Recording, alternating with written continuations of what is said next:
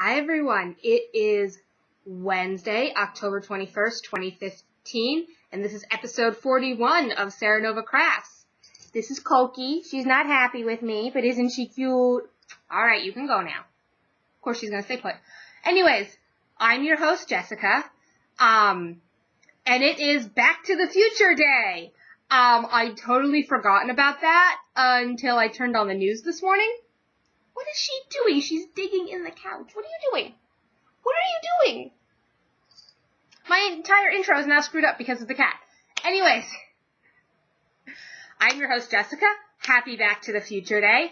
I can be found as Serenova on Ravelry and Twitter, and as Serenova_Phoenix on Instagram. The show notes for today's episode can be found on my blog, which is myknittinglife.wordpress.com, or in the Ravelry group on the thread for today's episode. I do have a Periscope, though I don't use it. It's the same as my Twitter, which is Serenova, so you can search for that. I don't actually have my name on my Twitter, so you can't search for Jessica. I think it's like JT Stern or something. It's not like my actual name, it's just like my initials. But I haven't broadcast yet, because honestly, I have no idea what to do for it. I kind of don't leave the house most days, because I work from home, so that's a thing. But hey, I mean, if anybody wants to see anything specific, like if you want me to give you a tour of the yarn stash or something, I'd be happy to do that. And I found out through Andrea, aka the cat lady, that you can actually save Periscope broadcasts so that you have the actual file. Because I thought they just went poof afterwards, kind of like Snapchat, but apparently they don't. So, anyways, if you'd like to Periscope, feel free to let me know, and I'll see what I can do. I'd love it if you could like, subscribe, comment, either, in the Ravelry thread, on my blog, on YouTube.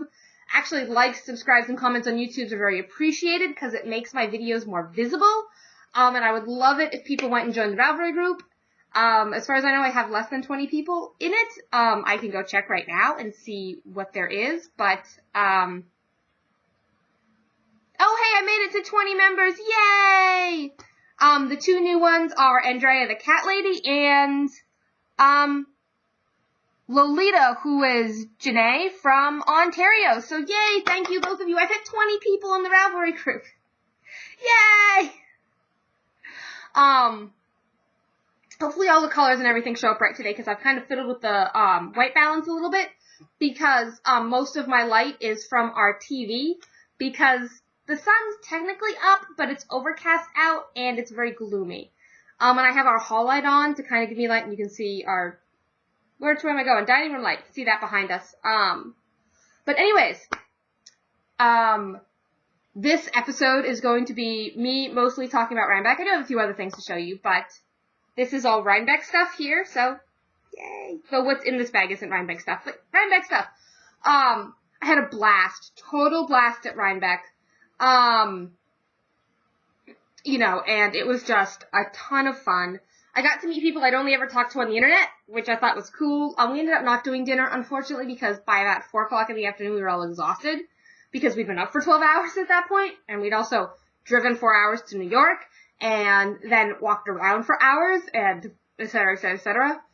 My mom and I ended up splitting the driving, because both our names were on the rental car, so it was just good for both of us to split the driving. That way one person wasn't doing all of it. Donna and Jen were happy to be along. You should have heard us in the car. It's like we were punch drunk. Jen has titled her episode the same as I am titling mine, which is 2 out of 3 knitters agree, because that was something that was said in the car, and I just said, I don't care if we have the same episode title, I'm going to use it.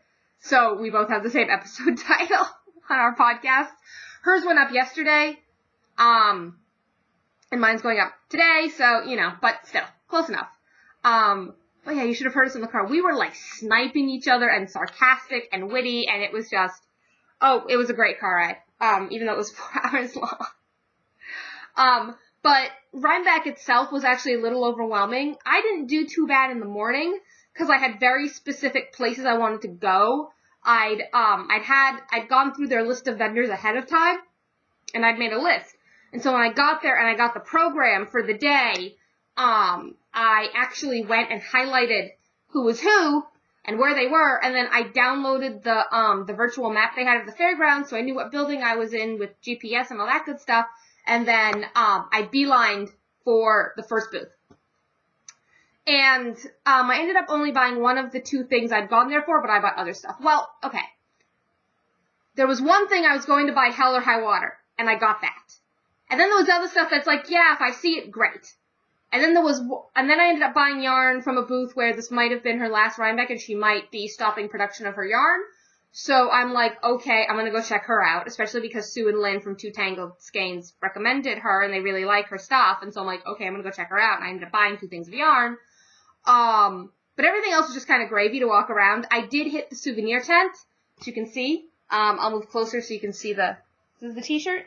This was this year's, if I turn the right way, this was this year's logo. New York Sheep and Wool Festival 2015. I wanted to get the tote bag with this on it, but they sold out while I was in line in the tent. And I didn't actually get one, but I did fill out the form saying, hey, I want one, email me when they're back in stock. So I'm probably going to end up with one anyways, simply because I'm just going to go buy it on the internet once they get them back again. Because apparently the way they do it is they do a really small run of the bags, and then they just figure out how many are wanted, and then they order that many more, and then you can buy them online. So I put my name on the email list saying I was interested, I wanted one, and that was that. What really annoyed me was that they didn't have a limit on how many bags you could buy. People were buying 5 bags at a time. People were buying multiple bags. And I feel like that's not fair to the rest of us who only just want one. Because I'm just like, well, that's not fair. But, you know, that's how they run their thing. I'm going to end up with one anyways because I put my name on the list, and I'll get one when they order it, when they come out online. So I'll get it eventually. Because it's a really nice bag, actually. It was a big tote, like big tote. Had outside pockets and had a zip. It was really nice and had this logo on it. So anyways, I am going to talk about what I got at Rhinebeck, which is, I guess I'm doing stash first. Even though I normally do that last, I guess I'm doing stash first. Even though I don't really, say specific segments or whatever, but I'm talking about Rhinebeck, and I'm going to talk about the stuff I got, and then I want to talk about who I met. So, I'm going to start there. So, first of all, I said I was going to get a Yarnet, and I got a Yarnet, and I got a mustache Yarnet. I am so happy. She's still debating doing a sparkly Yarnet, and I'm like, dude, the sparkly Yarnet, I want the sparkly Yarnet. And then she's also got the prototype for a larger one that can hold a bigger ball of yarn, and it'll have like a needle gauge and stuff on the top and all that. And so that's really cool. So, the Yarnet is this ball. It's got the base comes off. Actually, it's a little hard to get the base off, which is good because you don't want it falling off. There's actually a little bit of storage space in the base, so you can put stuff in there. And it twists open. And it has a carry strap, but I haven't been using it. I've actually been keeping the carry strap in the base. But it's really neat. I like it. It's made in the U.S., even though the woman that designed it is Canadian. And there's already cat hair all over the rubber, of course, because I live with a cat. So I've been keeping the strap in the base since I'm not using the strap, but the top just twists on and twists off. Now, because this can be super easy to have come untwisted in like your bag or whatever, the designer actually created these little silicone plugs that go into a hole that you're not using for yarn. Because see, there's 3 holes. So there's 1, 2, and then 3, the one that I put the plug in. And the plug keeps it from untwisting. You can't open it anymore. And then if you just want to open it, you pull the plug out, and you're good. So I've actually been using it since I got it, and I actually took the yarn I had in here out of it so I could show you without having strands of yarn all over the place. So, yarn it. He's just going to sit here next to me. Also, one thing I was going to get hell or high water. And I did, and I'm happy. Yay! So I'm going to do...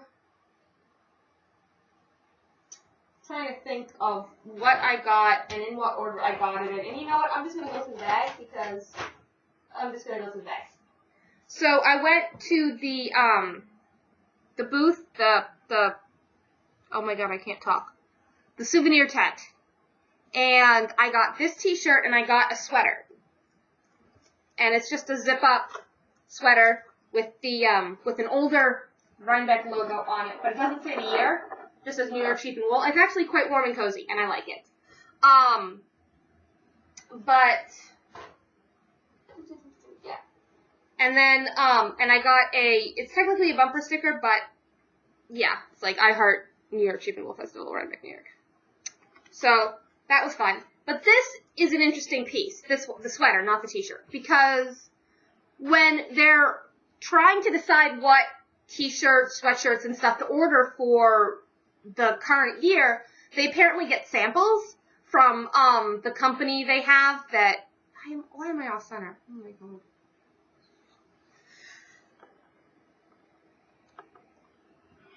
That's better. It was bugging me, sorry. They get samples from the printing company and the embroidery, like, clothing people that they order all their stuff from. And they get samples in a bunch of different styles, some of which they're never going to use, simply to see, like, what the logo looks like on certain colors of t-shirts, what, you know, how certain things fit, etc., etc. And then they sell those in the souvenir tent at a discount as just one-offs. And so this was a one-off because they ended up not going into production for this style of sweatshirt. They had pullovers and they had a vest, but they ended up not using this style this year for sale. So they had this just hanging there. And it's an extra large, which is far bigger than I need. But I like to layer. And it's got a nice high collar. And I figured, hey, it's a one-off. It's a discount. It's better. So I got it. Yay. It's quite warm and cozy. So, that's what I got in the souvenir tent. Because I didn't pre-order the bag, I just kind of put my name down for a bag. And this t-shirt was $25, and that was slightly less than $25, and then the sticker, so I spent a good deal of money in the souvenir tent. Simply because the stuff was on the more expensive side. I almost got a hat, but then I decided against it. So, that is not Rhinebeck stuff. So, then...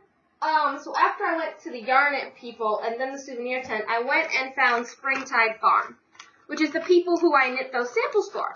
And I got my payment. And here's there's their website. If the camera would focus on it. Woo, focus. Can't really see it. But, you know, they're a cashmere goat farm and, other stuff. And so I got 3 skeins of cashmere lace weight in the cobalt colorway. Now, that's actually showing up pretty true, at least on my screen, but it's a nice, bright blue, like bright, because I mean cobalt. It's really nice, and I think I've decided what I'm going to do with it, because I went through my Ravelry library, but yay, and they want me to do stuff for them in the future, so I'll probably be getting more cashmere in the future. I actually didn't do as much damage in terms of stash as I could have, because I only ended up with 5 hanks of yarn in total, so that's actually not that bad. In the grand scheme of things, that's actually not bad. And so after that, I had lunch, and then it was actually time for the Ravelry meetup and the podcaster meetup. So, I showed you guys the business cards last week, and I was wearing my Rockefeller, which is not out here, so I can't grab it. It's in the bedroom. So my Rockefeller actually stood out. So at the Ravelry meetup, a lot of people came over and just asked me about it. So I actually passed out a few business cards to those people because they wanted to look at my notes on Ravelry. So I, was giving them my information. And then, right after was a podcaster meetup, and I got to meet, oh my god, I cannot even remember everyone's name. It was crazy. I got to meet Kate from Stitch Addiction, which was awesome. Picture here.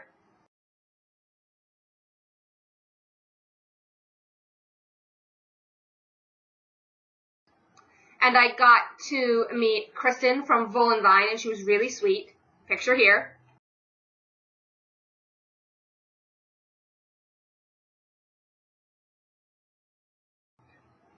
I'm saying picture here so I have notes for myself so that I remember who is who.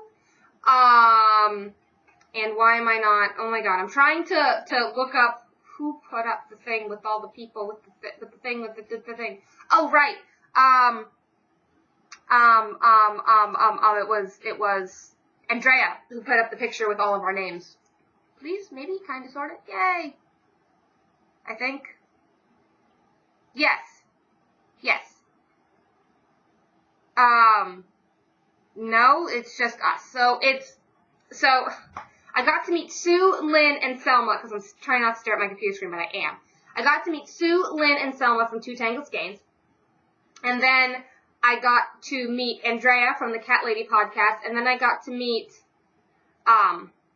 why can I not think of her name? Why can I think of the Canadian knitter? I'm blanking on her actual first name. I will put it in the show notes. I'm sorry.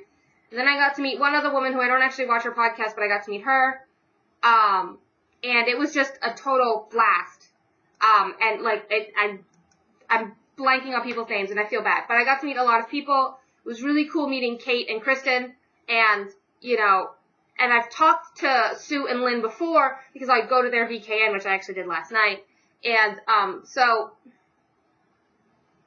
you know, it was just really fun to actually talk to them in person instead of online. And with Kate and Kristen, it was cool just to actually see them in person and talk to them. I was a little starstruck, but not too bad. But it was funny because, Sue and Selma are the ones that influenced me to go to Bittersweet and get the next two things on my list, because they were like, oh my god, you need to go check out her stuff, this might be her last Rhinebeck, etc., etc. So, did I bring her business card out here? I think I got her business card. Yes! Aha! So, Bittersweet. It says Crave Color. And it's Tina Martinez. And this may or may not be her last Rhinebeck, unfortunately. Apparently some things, she's been having some problems. And she might not continue to die after this, but here is the card. Anyways, I will link her website in the show notes. Gorgeous yarn. She did have some, skeins that were for, sale. So, like, not sale as in to buy, because everyone there was selling stuff, but I mean as in on discount sale. So the first skein I grabbed was this one from the sale rack, which is her lace weight, which is Sweet Nothings Silken, which is 80/20 merino silk. It's 875 yards, US 3 to 5. This color is called Iceling, and I don't normally go for pastels, but I really liked this one. And it's really pale blues and greens with like a lighter whitish color.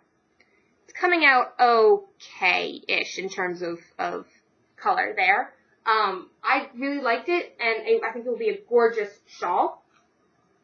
And the other skein I got, which was not on the sale rack, was her Stardust, which is a soft yarn, and it's 70/25 of merino nylon stellina. It's 435 yards, US 0 to 2. And this color is called Beloved. And that is not showing up. It is actually a very pretty red, maroony color. And that is not right at all because that looks almost black. So I will put in the daylight picture I took of this where you can actually see the color here.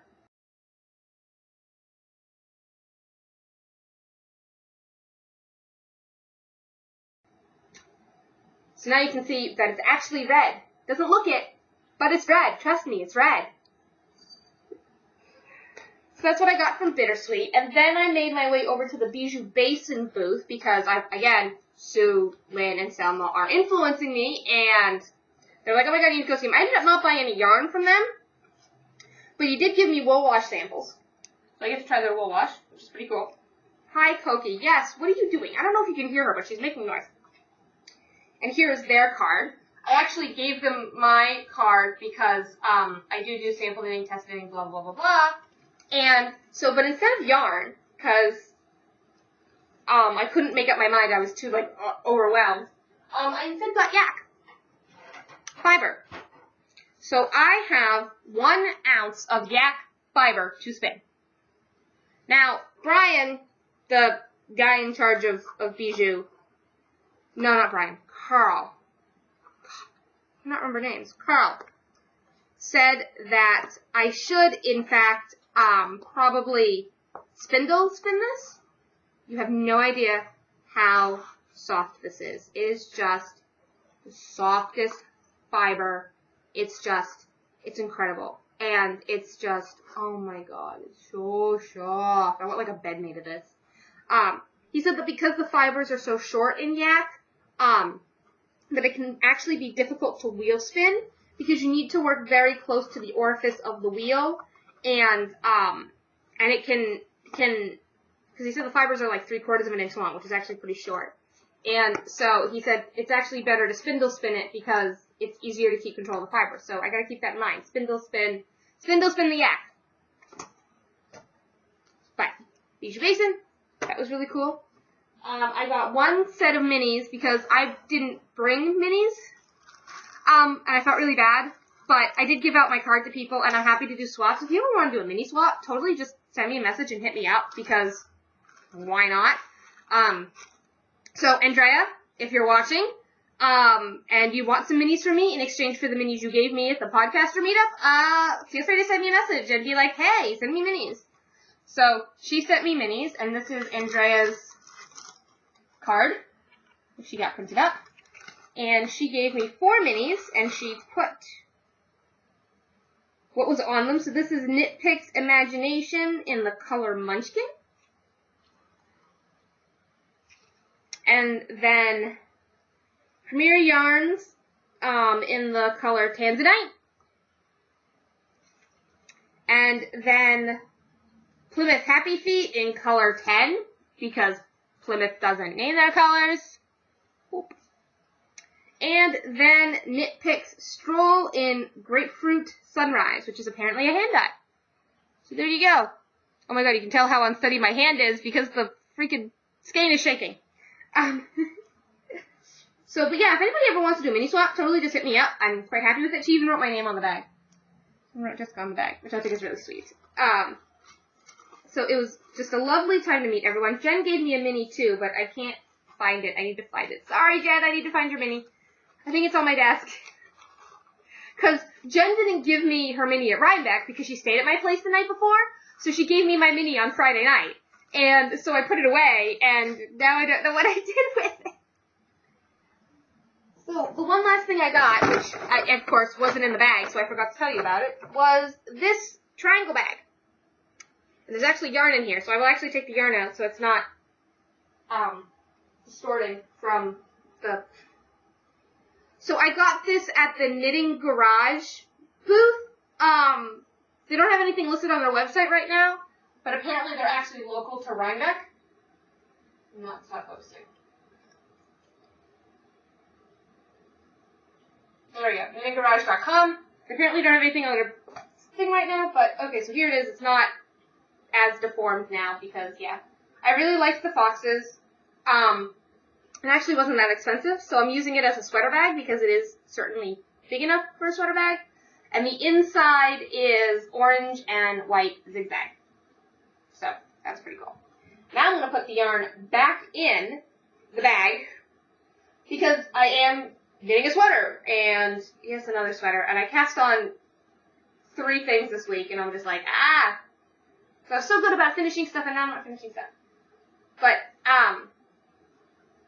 so Rhinebeck was just a blast. It was so overwhelming, and it was so much fun, and I was just, completely overwhelmed by it. But it was a blast. It really was. And so, you know, it was so much fun. I realized if I leaned back on the couch, I actually looked really small in the frame, so yeah, leaning forward. And just, we were so punch drunk in the car. It was just absolutely crazy how punch drunk we were in the car. 'Cause, like, in the morning, it was, you know, the 5 o'clock hour in the morning, and so it was, you know, we were all still waking up, and we hadn't slept enough, and then on the way home, excuse me. And then on the way home, it was because we'd had such a long day, and so where the 2 out of 3 knitters agree is, as we were in New York, and we were on the road, that led to the festival grounds, but we were getting close. I think we'd actually entered Rhinebeck, New York, but we weren't at New York Sheep and Wool yet. You know what I mean? And so we passed roadkill. And two of us said raccoon, and one person said possum. And so Jen in the back seat piped up and said, 2 out of 3 knitters agree. And we all just cracked up because, yeah. And, like, on the way back, we stopped at the Cracker Barrel in Sturbridge, Mass. for dinner. And Cracker Barrel has a store attached. I actually bought a wrap when I was there. But anyways, and so, you know, we had dinner, and then we were wandering around the store. But we kind of wanted to go because it was getting late, and we were tired. And so Donna commented to me that my mom was still shopping. So I just turned around, located my mom, and yelled, "Mom, get in line!" And she responded, "I'm working on it!" And I turn around, and Donna's face is just like complete shock that I would say that to my own mother. But the thing is that when I was growing up, my mom was my mom. She was always the parental unit, never the friend. I mean, it's not that she wasn't comforting or she didn't give me reassurance when I needed or anything like that, but it was always in a parental way. It was never as a friend. But once I went away to college and I started maturing, our relationship changed. And now she can still be my mom when, you know, it's called for, I ask for her advice or something. But at the same time, we now are more friendly. We do more social stuff together and things like that. Like we went to the festival together, right? But we went more as friends than as mother-daughter, even though, you know, I call her mom. So these days I feel free to say, "Mom, get in line." Whereas 10 years ago, when I was a teenager, I wouldn't have dared say that. And Donna was just like, oh my, just shock. But I think it's different when you're an only child versus having multiples, because Donna has multiple children, and she now has grandchildren. And my mom just has me. And I haven't had kids yet, so she doesn't have any grandchildren. And my mom only had me. I'm an only child. And so I think that can really affect a relationship. And with my mom and I, it meant that even when I was growing up, because my parents divorced when I was very small, like before I started grade school small, that it was always Mom and I. And so we had to learn to get along when I was very young. And so I didn't have that rebellious teenagerhood that some people have. I mean, yeah, I did some slightly cuckoo things as a teenager, like I dyed my hair blue.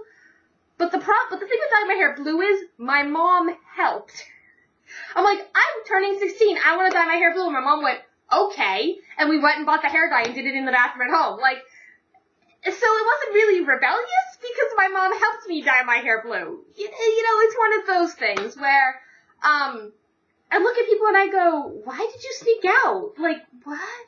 And like, I didn't actually have a curfew as a teenager because my mom knew that I was responsible enough that I knew I needed to be in bed by 10 so I could get up in the morning to go to school the next day. So she never worried about me staying out late, and if I was going to be home late because something happened or things went wrong or whatever, I called her and told her because I had a cell phone. And I only had a cell phone. I got my cell phone, my first cell phone, after I got my driver's license. I didn't have one as a preteen. I was nearly 17 by the time I got my first cell phone. So I've had my cell phone just over 10 years. And funnily enough, I've had 2 cell phone numbers, but that's another story. But, you know, so I didn't have that rebellious teenagerhood, and Mom and I have always had a very solid relationship, and as I got older, it's changed from mother-daughter to more friend with mother-daughter overtones. So, yeah, I felt perfectly fine yelling at my mom, "Mom, get in line," in the Cracker Barrel, where Donna was just like, I can't believe you just said that. So that was really funny. And, actually, on the way home, as we were leaving New York, Dawn and I were talking about starting a local TKGA chapter because there is no official Knitters Guild Association guild in New Hampshire. There's 2 in Maine. There is not one in Mass. There is not one in Vermont. And there is not one in New Hampshire. So Dawn and I were talking about starting a guild in New Hampshire. So we're going to look into that. We're going to see what we need to do for that. There's a $25 fee to register your guild with the Knitters Guild Association, which isn't that bad in the grand scheme of things. I mean, $25 isn't much. My yearly dues are more than that, so like, Because actually I am a member of the Knitters Guild Association. I did join it. And I'm actually thinking of doing the Master Knitter program. So I might ask for the money to do that as my birthday present. Because, yeah. I mean, or I could just pay to do it. Because, yeah. But anyways, I have gotten slightly off track by rambling. But, yeah, so I just had a ton of fun. I hung out with Mom and Donna a fair bit to the day. I wandered around a little bit, but I also, you know, I was at the podcaster meetup and the Ravelry meetup for almost 2 hours, so that was a good chunk of my day right there. I did go off on my own for a little bit and just kind of sit, but I just kind of needed to reset and just kind of relax because it was very crowded and very overwhelming. And it's not that crowds bother me. I don't mind being in a crush of people, but at the same time, it was very loud.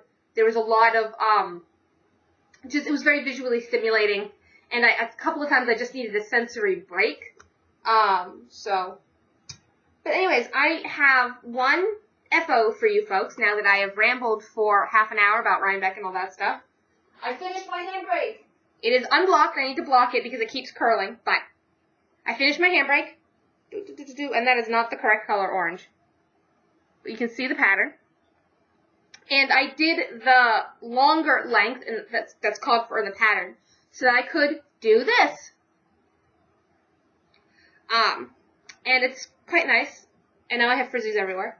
And this is 100% alpaca yarn. I got this in Florida back in 2012. I don't even remember what I paid for it. But it's nice and squishy. I went up one needle size from what the pattern called for because I wanted to get gauge. And so because I got gauge with the larger needle size, it did not affect the size of the towel. And so then, of course, because I'm me, and I finished that on Monday, and I was like, oh, I should knit one to match my Benton cardigan. So I pulled out my leftover Arco Iris. This is Malabrigo Rios Arco Iris in the Arco Iris colorway. I had a full skein and more left over from knitting my Benton cardigan. So I decided, okay, I am going to knit a second handbrake cowl to match my Benton cardigan. So you can't see the pattern as much in this one, but you can see it a little bit. Probably once it's bigger, it'll be more easier to see. But this one I'm doing an intermediary size that I just kind of came up with because the smaller stitch count for the one that just goes once around your neck is 120. And then the big cowl is 220. But I cast on 160 for this because as long as you have a multiple of 5, it works. So that's this. So I cast this on, and I've been working on it since yesterday. So I did all this since yesterday. It's a very easy pattern. I got to put a stitch marker in here, a progress keeper, so that for next week, if it's not done, I can show you folks. It'll probably be done. Like, seriously, it'll probably be done. Anyways, so that's that. Oh! This is a hat I wore at Rhinebeck, and I pinned all the buttons I got to it, so I got my my Ravelry, hello, my name is, and I put my username. Then I got the Canadian Knitter podcast button, a Yarngasm button, and a 2 Tangled Skeins button. By the way, this hat is a souvenir from when I went to Tokyo Disney, and the tag is all in Japanese, which amuses me. And it's Princess Jasmine. It's Jasmine, if you can't tell. It's Jasmine, yay! I know, totally random. And then I also cast on a sweater, and I'm test knitting this for a girl who works at my local shop. And so, and it is a gradient sweater, so it's going to use a set of minis. I'm using a rainbow mini set, so there's that. So this yarn is Ella Ray Lace Merino in taupe, which is color number 8. And this is a top-down sweater. So, so here you go. I started the, it's a saddle shoulder on the yarn, on the sweater. So, and the pattern calls for a saddle shoulder. And you can see that I've started the shaping here. You can kind of see that. See that? There you go. You can see the shaping there. Started the shaping for the saddle shoulder. I actually knit too far last night because I'm test knitting this pattern, and the directions aren't necessarily the most obvious at the moment. I mean, she's gonna make them better, but these are basically like her notes spread up. And so I accidentally did two more sets of increases than I needed to. So I had to pull back 3 rows, so that I could get to the proper stitch count, because I had 8 stitches too many. So this is Ella Lace Merino. I have 3 skeins of this in the gray, and then I'm going to put them with this rainbow mini set. And the rainbow mini set is the rainbow set from 100 Ravens. And I think it's going to go really well together. And I'm just going to do these in rainbow order. So, you know, red, orange, yellow, green. You know, there's 2 blues and a purple. So, I'm just going to do these in the order that the pattern, you know, in rainbow order. Let me grab the pattern. It's right there because I want to show you a picture of the actual finished sweater. And I'm not going to bother cutting that out because I was literally right within arm's reach on the couch. So here's a picture of the sweater. That's the designer who's wearing it. So you can see that there's stripes on the arms and stripes on the torso. And the sleeves are asymmetrical. So on the right arm, the minis are the same level as the ones on your torso, on your abdomen, and on the other arm, they're on the upper arm. So that's that. I had to go through and highlight my size, like for all of the numbers. You can see the highlights. Well, not on that page, but because otherwise I would just not get it. There is a thread in the testing pool, but you know, it's got, you know, I had to highlight everything so that I knew what was what. But I have made it to, I began the saddle shoulder shaping, and I'm now on to the sleeve, the shoulder and sleeve shaping, because it goes out and then it gets wider, because saddle shoulders. I've never done saddle shoulders before, nor have I ever done a top-down sweater, so this is good. But yeah, so that's that. I started working on that, and actually, since now I'm done talking about it, this is going to go back in my yarnet, because this is what I've been keeping in the yarnet is, if I can open it, is the yarn for, I was using it for the handbrake, and then I finished the first handbrake, and so I put the yarn for the sweater in it, so now I'm using it for the sweater. So, sweater goes back in, I put the plug in, and I put everything in the bag.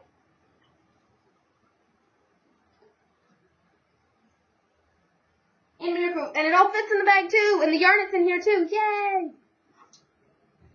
And then lastly, I actually have worked on my my socket hat. Not too much, but enough progress that I can show you guys, I think. Actually, no, scratch that. I've only done 1 row since I showed it to you guys last week. So, yeah, I'm going to put this back in the bag. Still have that much yarn left, though. I still have a good amount of yarn left. So, yeah. And I think that's it. I am going to put in pictures at the end of, you know, the pictures I took at Rhinebeck. It's not going to be as many as last week, I promise, with the aquarium and the Topsfield Fair. Because I did not take as many pictures at Rhinebeck as I should have. And so, there aren't as many pictures for me to bore you with. But yeah, it was just, I just had so much fun seeing everyone and talking to everyone. It was a gorgeous day.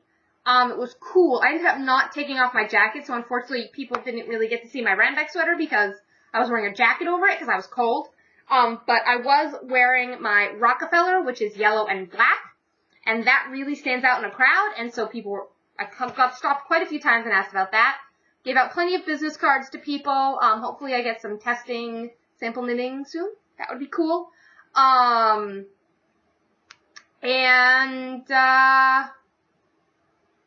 Yeah, it was just a blast, you know, meeting the people I'd only talked to online. Felt bad about missing dinner, but you know what, it was, you know. So anyways, thank you for watching. If you're a returning viewer, thank you for listening to all my rambling. If you're a new viewer, sorry about that. Literally ran out of memory on the specific drive I was recording to. So had to stop, let it process, and now I'm recording my last bit. What was I even saying? It's been like an hour. for the video to process. So it's been an hour since I was last talking to you guys, at least for me. I mean, for you guys, it's going to be a split second. But yeah, anyways, you know, I appreciate everyone watching, viewing, you know, like, subscribe, all that jazz. I do host a weekly virtual knit night. There is a thread in the Ravelry group. It is 7:30 p.m. Eastern Standard Time. All you need is Google Hangouts, which if you have a Google account, you have Google Hangouts. So if you got a Gmail, you're all set. And it usually lasts about 2 hours. I like to go to bed at 10-ish, so I normally try to break it up 9:30, 10, so 2.5 hours. Feel free to come join. Love to have you. And, yeah, okay, now I think I'm done. Especially because I can't remember what I was talking about, because, like I said, it's been an hour. But, oh, I did go grab my Rockefeller, so I was wearing this, at Rhinebeck, so it was very distinctive to, wear that and have that out as I was walking around. Yeah, I can't think of anything else. I think I'm done. Thank you all for watching. You know, I appreciate the views, and, you know, yeah, that's it. I got so tripped up by just the memory running out that it's not even funny. So anyways, I hope you guys all have a good week, and I will see you next week. We're getting close to the end of October here, so I don't know, maybe I'll have another finished object for you guys next week. I don't know. Hard to say. Anyways, hope you all have a good week. Bye!